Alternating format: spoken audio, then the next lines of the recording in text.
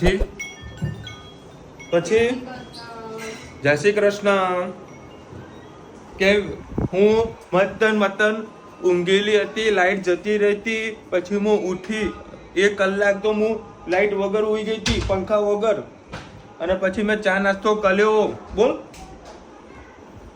નહીં નાવી, કપડાં ચેન્જ કરે એટલે કે મારે ગુડ મોર્નિંગ બોલવાનું છે. તો સારું ત્યાં તો ધનવીબેન ગુડ મોર્નિંગ બોલ, પેલા હે તે બોલ્યો, હવે ધનવીબેન બોલ્યા. અત્યારે થોડી ડિસ્કશન ચાલતી હતી કારણ કે આપણે જે સોલર લગાવ્યું છે ને તેના આખા યુનિટ જે ખરા ને તો મારા ખાતામાં જમા થયેલા છે. એટલે મમ્મીના મતે એવું છે કે ભાઈ કંઈક 6000 એવું કંઈક અમાઉન્ટ છે. હા જો એક્ઝેક્ટ ફિગર ખબર છે કયો? હા 6150 રૂપિયા અને .50 કદાચ આગું પાછું હોય, બરાબર. એ જમા થવા જોઈએ, પણ મારા ખાતામાં કારણ કે બધું ડોક્યુમેન્ટ મારા નામના છે એટલે મારા ખાતામાં પૈસા જમા થાય તો એ પૈસા કંઈક 4100-4200 રૂપિયા જેવા કંઈક આવ્યા છે. હા તો 4100-4200 રૂપિયા આવેલા. મમ્મી કે કેમ આટલું ઓછું આવ્યું? શું બેટા એવું કહું છે? બોલતે હા પાપા, બોલતે ખાલી હા પાપા, તમે ડાયા પાપા. એટલે બીજા જે વધારાની યુનિટ હોય માર્ચનું હોય ને હિસાબ, બરાબર, ફિનાન્શિયલ યરનું, એ હિસાબ સુધી આપણા ખાતામાં બેંકમાં મૂકે ને તો એ આપણને એટલું વ્યાજ નહીં મળતું.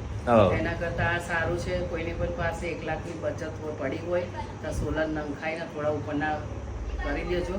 સોલર સૌથી સારું બેસ્ટ. એટલા માટે તમને કહું છું બિંદાસથી આપણે વાપરી શકીએ. બિંદાસથી વાપરી શકીએ. જ્યારે આપણે સોલર નતું નંખાવીને 2 એસી હતા તો રાતના 3 વાગે ના એસી તો પછી આવ્યું. એસી આવ્યું પછી આ પહેલા આવ્યું. અરે મારું ઉપર પહેલા આવ્યું. તારું પહેલા આવ્યું, પછી એસી આવ્યું, પછી સોલર આવ્યું. અરે એસી નંખાય પછી સોલર આવ્યું. સારું ભાઈ જરા કોમેન્ટમાં કહેજો કઈ વસ્તુ કે પછી સોલર આવ્યું. બે એસી થાય એટલે આપણે સોલર નંખાય. હા તો એની હું તમને એક સ્ટોરી કહી દઉં. આજુબાજુ અમુક લોકો ઘરોમાં ખાલી કુલર છે તો પણ 3,3500 બિલ આવી રહ્યા છે, બરાબર. અમારા ઉપરથી 1200 રૂપિયા જમા આવી રહ્યા છે. ટોટલ નંબર ઓફ કહીએ ને યુનિટ કેટલું જનરેટ થાય છે, લગભગ 2 મહિનાની વાત કરું છું. 800-900 યુનિટ અમારા જનરેટ થતા હોય છે.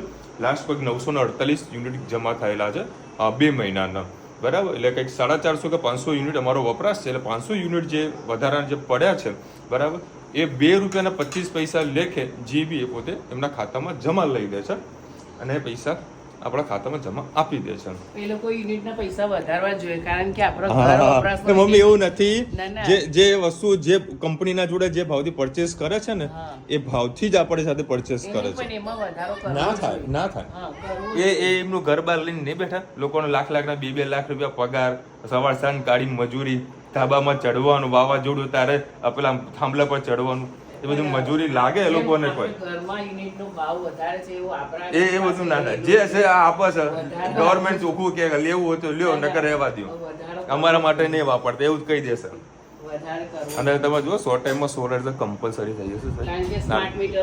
હા સ્માર્ટ મીટરોની તો માથાકૂટ રોજ બબાલો હેડી જ રહી છે બરોડાની અંદર, બરાબર. પેલી રોટલી ખાતી હોય ને, પેપરમાં વાંચ્યું કે મારે રોટલી ખાવી માટે પંખો કરવો ને એવું લાગે કે પંખો કે 10 રૂપિયા મારા કપાઈ જશે, બરાબર.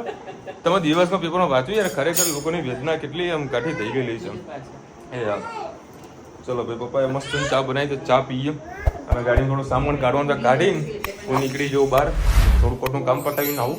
બપોરે મસ્ત સુઈ જશે કારણ કે 42-44 ડિગ્રી ટેમ્પરેચર થઈ ગયું સર. એટલે જો કામ ના હોય તો અઠવાડિયા સુધી તો આરામ પર રહેજો.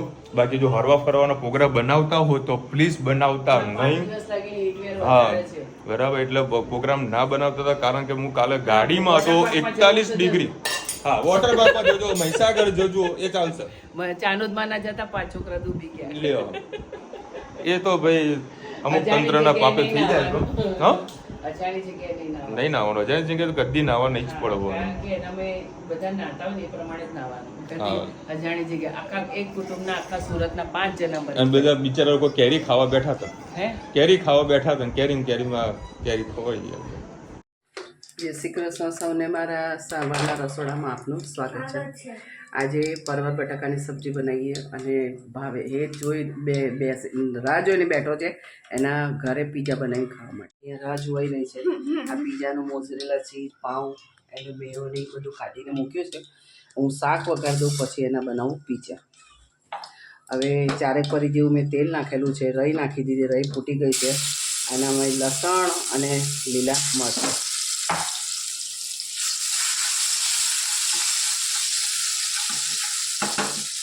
સરસ આપણે સોતે કરી લીધું.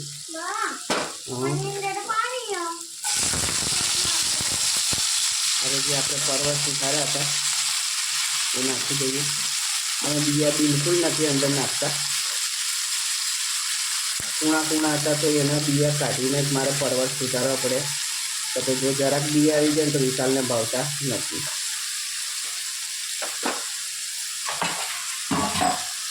હવે એના અંદર આપણે મસાલા કરી દઈએ.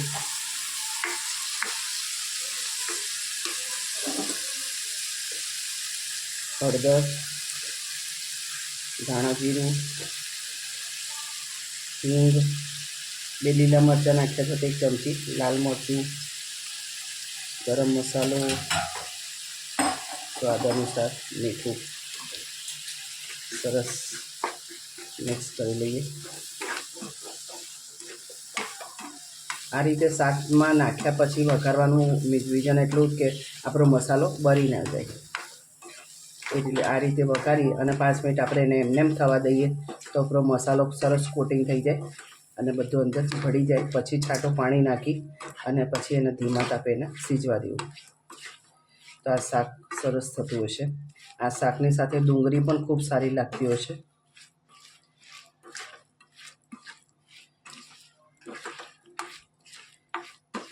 તમને જે રીતે યોગ્ય લાગે. ઘણા લોકો આનામાં રસાવાળું કરે છે પણ અમારે ત્યાં આગળ દાળ ભાતમાં ખાવા માટે અમે કોરું જ શાક કરીએ છીએ. આનામાં રસો નથી કરતા. એટલું તેલમાં અને સાધારણ પાણી છાંટીને ચરવા માટે જેટલું પાણી નાખીએ છે બસ આ રીતે કરી રાખીએ છીએ. હવે એને 5 મિનિટ આપણે એને સરસ થોડું તેલમાં થવા દઈએ. પછી છાંટો પાણી નાખી ઇલેક્ટ્રિક સગડી પર આપણે એને મૂકી દઈએ. કોમેન્ટમાં ચોક્કસથી કહેજો અમારા પરવર બટાકાની સબ્જી કેવી લાગી. તું ખૂણામાં કેમ બેઠી હતી બેટા? હે કેમ લાડ ટપક્યો આજે?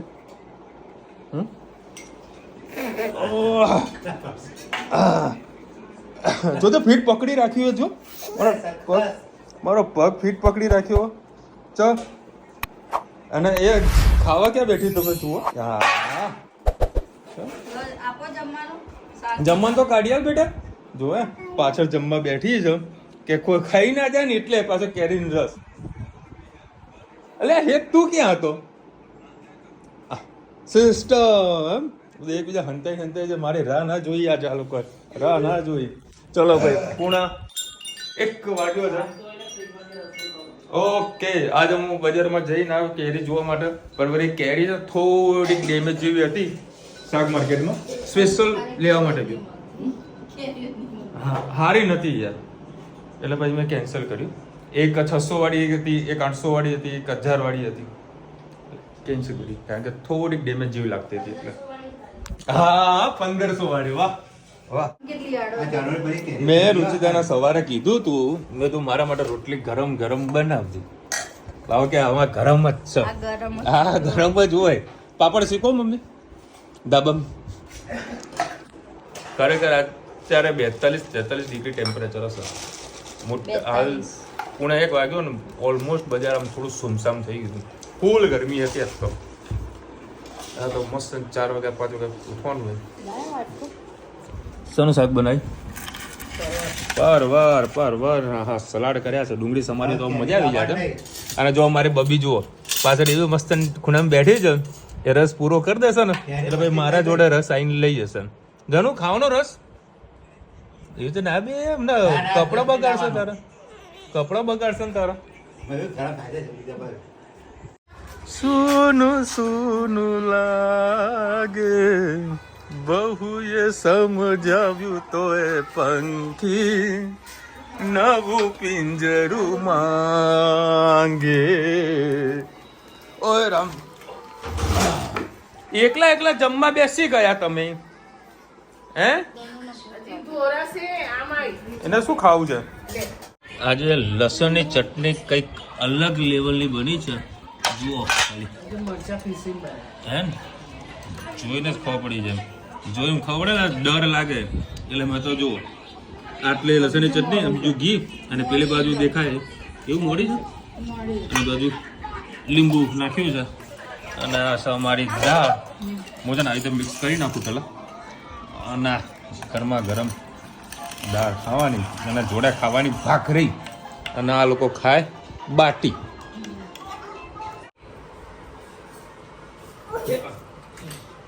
અને ચરબી કેના ઉપર ઊભી જો ખાલી આ એક પગ ઉપર આ બેલેન્સ રાખશે પણ ઝપી છે ને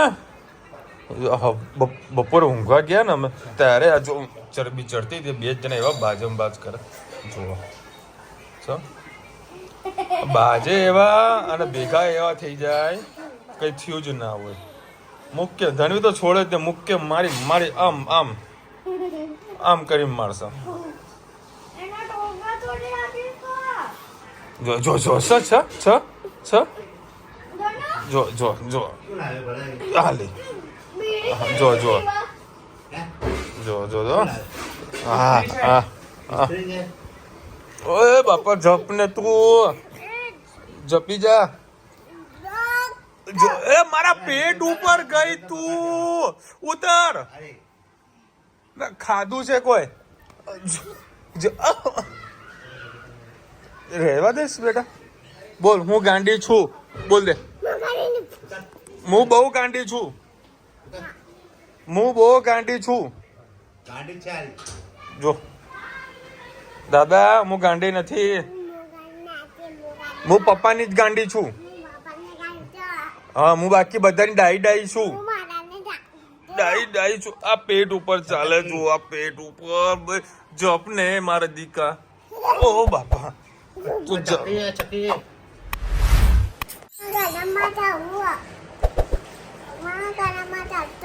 હવે પેટ પર મોબાઈલ ના મરાય. ગાર્ડન બંધ થઈ ગયું. હવે ગાર્ડન બંધ થઈ ગયું. ના જવાય. જો હાથ જોડે જો હાથ જોડે. ગાર્ડન માં ના જવાય બેટા. ગાર્ડન માં મોબાઈલ છોડ મોબાઈલ છોડ મોબાઈલ છોડ. હા છોડ છોડ છોડ તો ખરી.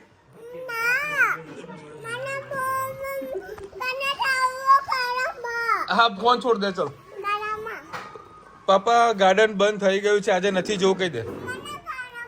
પણ આ તું નીચે બે મારા પગ ઉપર ના જા ને.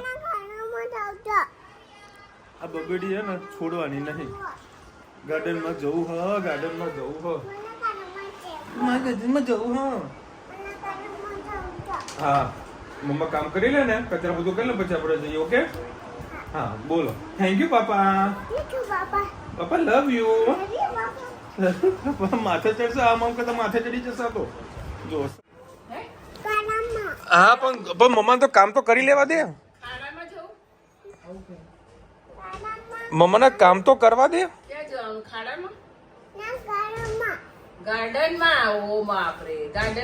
ગાર્ડન માં નહીં બા કાદવ માં જવું છે ને. કાદવ માં જવું ને. ખબોડી બહુ આવી પછી ફટાકડા બહુ ફૂટે તો અહીંયા અત્યારે કેમ ફટાકડા ફૂટતા તો એવા ફટાકડા બહુ ફૂટે.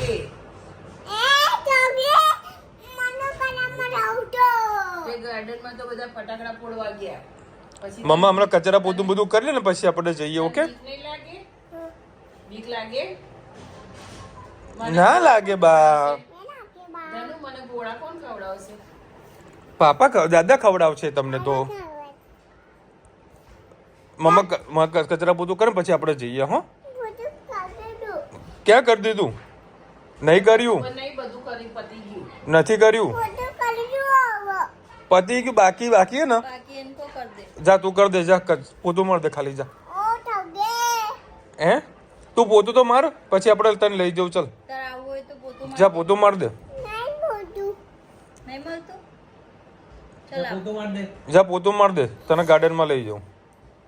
એમ નહીં કર એમ ના કર. છે જા જા બાઈક ની ચાવી લેતી જા. હમણાં એક્ઝેક્ટ બાઈક ની ચાવી લાવશે મારી.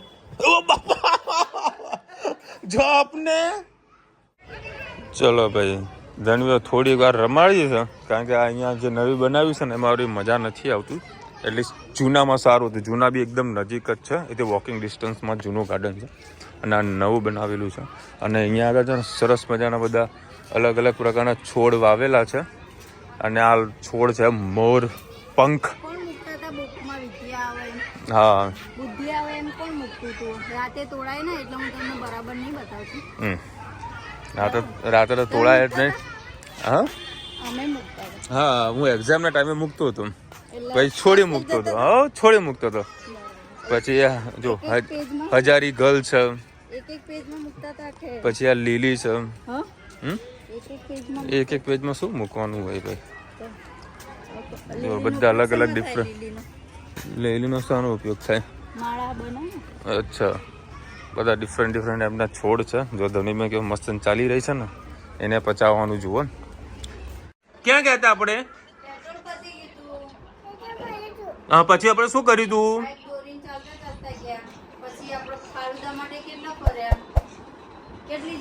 કે પેટ્રોલ પૂરું થઈ ગયું તો અમે ગાર્ડનમાં નતા ગયા. કઈ છે ખાલી ગયા હતા આપણે ગાર્ડનમાં. અમે બહાર ગયા હતા પેટ્રોલ પુરાવા. કહી દેજે અમે ગાર્ડનમાં નતા ગયા. કહી દે અબે ગોડી. બોલો ધનવીને રસ્તામાં સમજાવ્યું તું કે ભાઈ હેત પૂછશે કારણ કે થોડું લેટ થઈ ગયું ને એટલે હેત પૂછશે કે ભાઈ તમે ક્યાં ગયા હતા. એટલે ધનવીને કહી દીધું તું કહેતી નહીં કે આપણે ગાર્ડનમાં ગયા હતા. કે પેટ્રોલ પૂરું થઈ ગયું હતું. વિશાલભાઈ કારેલાનું શાકનું ઉપરથી સેવ ટામેટા મિક્સ કરી દો. બીજું કે આટલું અપડાઉન ના કરાય, થાકી જવાય. ભાઈ અમે અમદાવાદથી મહેસાણા લાંબો રૂટ લાગ્યો મને તો એવું. હું નિશાબેન અમે અંબાજી આવ્યા ત્યારે તમારા ફાધરની બર્થડે હતી અને અમે મહેસાણાથી સુરત આવેલા. આઈ ફીલ ધ ડેલી આટલું ડ્રાઇવિંગ હાર્ડ પડે ભાઈ. Thank you so much. મને હાર્ડ નથી પડતું. હવે તો શું આદત પડી ગઈ છે એટલે મને કાંઈ તકલીફ નથી. જે છે એ આ છે એને એક્સેપ્ટ કરવું જ પડે. બરાબર કારણ કે તમે કદી પણ જોજો મારા ફેસ ઉપર કદી મને થાક જોડો ચહેરો તમને કદી નહીં જોવા મળે ચાહે હું ગમે તેટલું ડ્રાઇવિંગ કરું. એ જો કોઈ પણ કામ ધંધો કરતા હોય કે ચાહે જોબ કરતા હોય તો આપણે અમુક સમય માટે ભોગ આપવો જોઈએ. બરાબર તો આ એક જાતનો આપણો ભોગ જ છે. એ આપવો એ જરૂરી છે ધંધા માટે. કારણ કે 9 વર્ષ કન્ટિન્યુ મેં મહેસાણા વેપાર કર્યો. હવે ધંધાને ધીરે ધીરે આપણે આગળ લઈ જવો હતો એટલે મેન માર્કેટમાં બેસવું પડે. બરાબર તો હાલ બેઠા છે ધીરે ધીરે બધું સેટઅપ કરી રહ્યા છીએ. બીજી વાત આપણે એક બેનની કોમેન્ટ આવે છે એમાં પણ એનો આન્સર તમને બીજો આપું છું. અને વાત રહી આવા કારેલાના સબ્જીને આવા મૂકો બાપા કારેલાનું શાક મૂકો. હું કારેલા એટલા માટે નથી ખાતો એક કડવું સત્ય તમને કહી દઉં છું. બરાબર કારણ કે મને કડવું વધારે બોલવા જોવે છે એ બધાને ખબર છે. બરાબર ચોખ્ખું મોઢા પર ચોખ્ખું કહી દેવાનું કડવું વધારે બોલવા જોવે છે એના કારણે હું વધારે કારેલા ખાતો નથી. તો વધારે પોતું વધારે બોલાઈ જાય કડવું હે ને. જસ્ટ જોક 100% વાત સાચી છે. પણ એક તમને ખરેખર તમે જોજો અમુક લોકો એન્જિનિયરિંગ કરતા હોય છે તેને એના બધે કંઈક અલગ ફિલ્ડમાં જતા રહેતા હોય છે. કોઈક MBA કરતા હોય છે તો એ કંઈક અલગ ફિલ્ડમાં જતા રહેતા હોય છે. કોઈક ડૉક્ટર બનતું હોય છે અને પાછું કંઈક અલગ ફિલ્ડમાં જતા રહેતા હોય છે. બરાબર પણ અમુક વખતે છે ને ભગવાન અલગ અલગ પ્રકારના માર્ગદર્શન આપણને આપતું હોય છે જેને કંઈ સંકેત જેને કહેતા હોઈએ છે. બરાબર જે સંકેત આપણને જે પ્રમાણે આપે ને એ પર આપણે વળગી વળીએ ને તો આગળ સક્સેસ મળતી હોય છે. એટલે તે વખતે આપણે એજ્યુકેશન બી વિચારતા પણ નથી અને ઝીરો થઈ જાય છે એજ્યુકેશન તે વખતે. પરંતુ આપણે જે ભગવાન જે પ્રમાણે સંકેત આપતા હોય ને ત્યાં આપણે જો વધવાનું ચાલુ કરીએ તો આપણે 100% સક્સેસ મળે. એટલે બધું અમુક ટાઈમે ધીરે ધીરે છોડી મૂકવાનું. બહુ વધારે પડતી આશા નહીં રાખવાની. અને કોઈને ગવર્મેન્ટ જોબ જ કરવાની પ્લાનિંગ હોય તો 10મા પછી આર્ટ્સ રાખી લેવાનું. બરાબર છે પછી એક્ઝામોની પ્રિપેરેશન કરતું રહેવાનું. તો 5 વર્ષની એક્ઝામની પ્રિપેરેશન કરતા રહ્યો તો તમને સારી એવી ગવર્મેન્ટની જોબ મળવાના ચાન્સીસ થોડા વધારે લાગે એક્ઝામ આપવા કરો ત્યારે. ત્યારે માટે પ્રોપર મહેનત કરવી પડે. 5 વર્ષ કન્ટિન્યુ આપવા પડે. એક ગોલ ફિક્સ કરી દેવો પડે કે મારે આરી એક્ઝામ ક્લિયર કરવી છે તો થઈ જશે. તમે શું ભણેલા છો, કેમના આ ધંધામાં આવ્યા અને કેવી રીતે ચલાવો છો? મારું ક્વોલિફિકેશન તમને કહી દઉં. મેં ગ્રેજ્યુએશન કરેલું છે BA ઇકોનોમિક્સમાં, બરાબર. પછી MBA કર્યું અધૂરું, lovely professional university, part time. પછી મેં કંઈક બુક વાંચી હતી, મને થોડું બુક વાંચવાનો શોખ હતો, એ તમને બધાને ખબર છે. હાલ બુકનો થપ્પા પડેલા છે, પણ કદી વાંચવાનો મેળ પડતો નથી, બરાબર. પહેલા પેજમાં એવું લખેલું હતું કે ભાઈ આ વ્યક્તિએ અધૂરું ભણીને જોબ કરવા લાગ્યો, ગમે ત્યાં કરવા લાગ્યો, જેને કહીએ ને ડ્રોપ આઉટ કર્યા પછી કંઈક કામ કરવા લાગ્યો ધંધામાં, તો એ સક્સેસ થઈ ગયો. એટલે પછી મારે વળી આગળ પ્લાનિંગ ધંધાનો જ હતો, એટલે મેં પછી ડ્રોપ આઉટ મૂકી દીધું. એટલે હાલ આપણે ડ્રોપ આઉટ કહીએ MBA, બરાબર, પૂરું નથી કર્યું. હા ભાઈ, પછી હું બેંકમાં પછી જોબ કરતો હતો, એક્સિસ બેંકમાં જોબ કરતો હતો. એની સાથે સાથે મેં ગાર્મેન્ટની લાઈન ચાલુ કરી હતી, ઓનલી ફોર 32,000 રૂપિયામાં. ગાર્મેન્ટની લાઈન મેં 32,000 રૂપિયાથી મેં ચાલુ કરી હતી. ધીરે ધીરે સ્ટેપ બાય સ્ટેપ મારી જોબ ચાલુ હોવા છતાંય અને ધંધો બી કરતો હતો. એ વખતે એના પાસે 10,000 રૂપિયાનો પગાર હતો ને, તો અમને એટલો બધો પગાર લાગતો હતો. હા, 10,000 ની નોકરી છોડી દે જ, અત્યારે 10,000.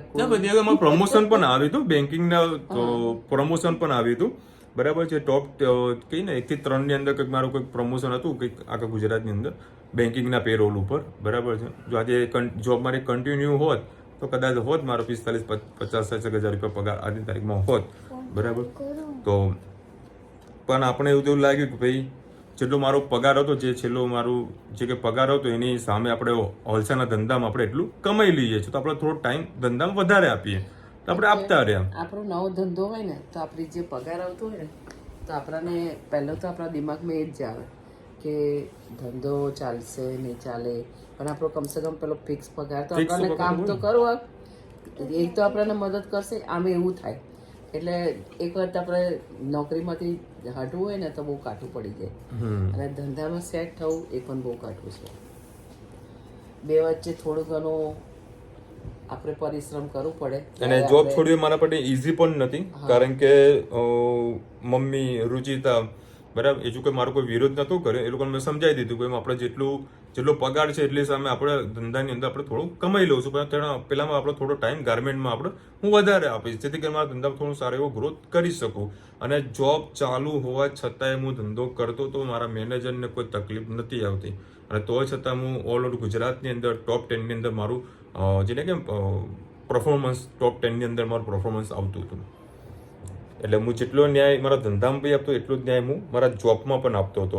આજની તારીખમાં બી વર્ષમાં 5 કે 6 કસ્ટમર હાલની તારીખમાં મારા પર ફોન આવે છે, એટલા સુધી મેં રિલેશન રાખેલા છે. સારું છે કે કઈ પણ પ્રોબ્લેમ, કઈ પણ વસ્તુ હોય તો આપણા છોકરા આપણી સાથે ડિસ્કસ કરે છે, એટલે ડિપ્રેશનમાં નથી જઈ શકતા. એટલે આપણી સાથે વાત કરવાથી એ લોકોને મગજ થોડું હલકું થઈ જાય છે. ત્રણેયની વાત છે, ભલે કમલેશ ગમે તે દુનિયામાં હોય, ભાવેશ ગમે તે દુનિયામાં પડતો હોય, કે વિશાલ ગમે તે, પણ ઘરમાં ચર્ચા થાય એટલે બધાને આમ ડિસ્કસ કરીને બધાની સાથે વાત કરે એટલે એ લોકોનું કંઈક આઈડિયા મળે કે ભાઈ આ કરવાથી આપણને શું ફાયદો થાય. એટલે દરેકને લોકોને કહું છું કે તમારા છોકરાને પણ એવું પૂછતા રહો કે તમે શું કામ કરો છો, કેવું રહે છે, તમારે શું પ્રોબ્લેમ છે, એટલે એ લોકોને થોડીક હિંમત રહે અને આગળ વધવાની એમને તાકાત રહે. અને પ્રોબ્લેમ હોય તો મા બાપથી બની શકે તેમને હેલ્પ કરો, એટલે છોકરાઓ આગળ વધી શકે. ઓકે, અને ત્રીજો તમારો ક્વેશ્ચન હતો કેવી રીતે ચલાવું છું. તો આમાં કેવું હોય છે, મારું જે શર્ટનું જે પ્રોડક્શન છે, શર્ટ છે, ટ્રેક પેન્ટ છે, પ્લસ જીન્સમાં બી થોડોક માલ જાતે બનાવીએ છીએ, થોડોક માલ આપણે ટ્રેડિંગ પણ કરીએ છીએ, જેથી કરીને નંબર ઓફ વેરાયટીઝ વધે. તો આ બધા પ્રોડક્શનનો જે કોઈ માલ પાઇપલાઇનમાં હોય તેના ફોટોગ્રાફ્સ પાડીને જે બી મારા જે જૂના કસ્ટમર છે તે કસ્ટમર પર ફોરવર્ડ કરી દઈએ, બરાબર. ઓલ ઇન્ડિયામાં બધી જગ્યાએ અલગ અલગ આપણા કસ્ટમર હોય છે, તો એને ફોરવર્ડ કરી દઈએ, તો ત્યાંથી આપણને ઓર્ડર મળે તો આપણે એમાં અમદાવાદથી એને ડિસ્પેચ કરી દઈએ છીએ. તો આવી રીતે બધા ઓર્ડરનું કામ ચાલતું હોય છે. પ્લસ ત્યાં વોકિંગ કસ્ટમર બી આવતા હોય બહારથી, કોઈક તમિલનાડુથી આવે, કોઈક બેંગ્લોરથી આવે, એ બધા કસ્ટમર આવે તો એને સેમ્પલો બતાવવાનું, એ લોકો સેમ્પલ પાસ થઈ જાય તો આપણે એને રેટ આપવાનો, બિલ બનાવી દેવાનું, પેમેન્ટ થઈ જાય તો એને પાર્સલ ડિસ્પેચ કરી દેવાનું. ધીરે ધીરે ધંધાનો ગ્રોથ કરી રહ્યા છીએ. અને હું તો પહેલેથી ઘરવાળાને બી ચોખ્ખું જ કીધું હતું કે 1 વર્ષ તો હું નો પ્રોફિટ નો લોસ કરવા માટે જ જઈ રહ્યો છું, કારણ કે મારે ત્યાં ધંધો શીખવાનો હતો. અહીંયા ઓલરેડી આપણે ધંધો કરતા હતા, પણ ત્યાં અમદાવાદ કેવું છે, મોટું હબ છે, બરાબર. તો ત્યાં આગળ લોકો કઈ રીતે કામ કરે બધું આપણે શીખવાનું હતું. આજની તારીખમાં આપણે ધંધો શીખીએ જ છીએ અને શીખતું જ રહેવું પડે, કારણ કે બહુ મોટી ઇન્ડસ્ટ્રી છે આ રહી ગાર્મેન્ટની, બહુ જ મોટી છે. આપણે એક દિવસના મમ્મી મારા કોમ્પ્લેક્સમાં 5,000 શર્ટ ડિસ્પેચ કરે છે, 5,000 શર્ટ ડિસ્પેચ કરે છે, બરાબર. એટલું તો મારું મહિનાનું બી નથી થતું, તે લોકો એક જ દિવસમાં સેલ કરે છે. તો બહુ મોટું માર્કેટ છે. એટલે ધીરે ધીરે સ્ટેપ બાય સ્ટેપ આપણો બી ધંધો ગ્રોથ થશે. હું ચાહું તો વન ટાઈમમાં મોટો ગ્રોથ કરી શકું છું, મારે નથી કરવું, ધીરે ધીરે કરવું છે. ધીરે ધીરે કામ કરો ને એમાં બરકત રહે. કંઈક ભૂલ થાય તો શીખવા મળે, નુકસાન ના જાય. હા, ભૂલ થાય તો કંઈક શીખવા મળે, ઓછા નુકસાનમાં શીખવા મળી જાય. અને મારા ખર્ચા બહુ માપના છે, ફાલતુ મારા ખર્ચા નથી, એટલે આપણે ટકીને બેઠા છીએ બસ. અને માર્કેટમાં આપણું ક્રેડિટ છે, નામ છે, એટલી ભગવાનની દયા છે. કોઈ બી વેપારી મારા વિશે પૂછો તો રોંગ મેસેજ મારા વિશે ના આપે. ઘણા એના ફાયદા છે કારેલાનું જ્યુસ પીવામાં, બહુ બધા ફાયદા છે. પીજો, રોજ કારેલાનું શાક પીવું જોઈએ. ચલો મળીશું નવા વિડીયો સાથે, નવા મોજ મસ્તી સાથે. ત્યાં સુધી અમને આપણા જાતે હિન્દ ભારત માતા કી જય. અને વિડીયો ગમે તો ફટાફટ લાઈક કરો, શેર કરો, સબસ્ક્રાઇબ કરો, ભૂલતા નહીં. રાધે રાધે. રાધે રાધે.